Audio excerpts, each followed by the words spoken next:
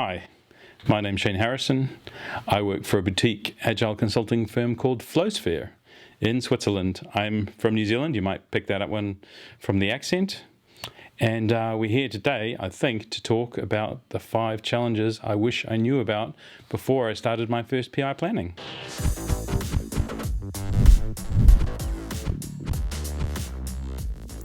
One thing I wish I really knew before I did my first PI planning was how important the simulations are, and how it's really important to make sure the teams run through those simulations as if it's the real thing. It will save you hours during your first PI planning if they've done it in the full detail to the full depth. Make sure though you don't do your simulations with something too close to reality. It'll distract them. Have something nice and unusual, like an electric vehicle or something like that. Another thing I wish I knew was checklists. Checklists are made in heaven. Have checklists everywhere. Have checklists for everybody. Have them next to the PI planning board. Have them on your notebook as you're walking around the room. Everybody needs a checklist. Checking audio, you just use those checklists and double check your checklists. So one thing that I'd really treasure, and I wish I'd used in my first PI planning, was gallery walks. It's really easy for an RTE or an STE to just sit at the back of the room and watch the teams planning and making all that noise. If you really want to know what's going on, do a gallery walk. Walk around the room from team to team, eyes open, ears open, mouth shut, but you'll really see what's happening and you'll know who you need to pull in and when. PI objectives. We're all there in PI planning to get PI objectives. Good PI objectives come from one place, good plans.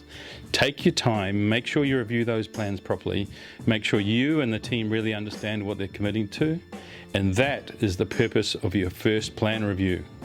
Your PI objectives will be great if your plan is great, and your teams will be successful if you have a great plan too. So if you want high ratings, 90, 100% on your PI objectives, make sure you do good plan reviews as early as possible, and there's nothing wrong with doing it 2 or 3 times until you have a good plan. PI planning is long, it's hard, it's tiring.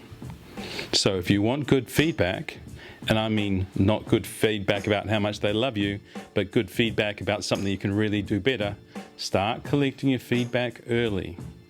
Don't wait to the end until they do a retrospective. When you get to the end of PI planning, they want to go one place, and that's the pub or home, anywhere else but the room where they're doing the PI planning. So start collecting it early. Put up walls near the coffee area where you can collect what's going well, what's not going well. Start that as early as possible. And you know what? At the end of the first day, go and see what they've written. You can improve your second day just from that information, and it's really worth your time. So, what do you start with your PI planning with? You start your PI planning with a series of really important speeches. These speeches set up your whole 2 days.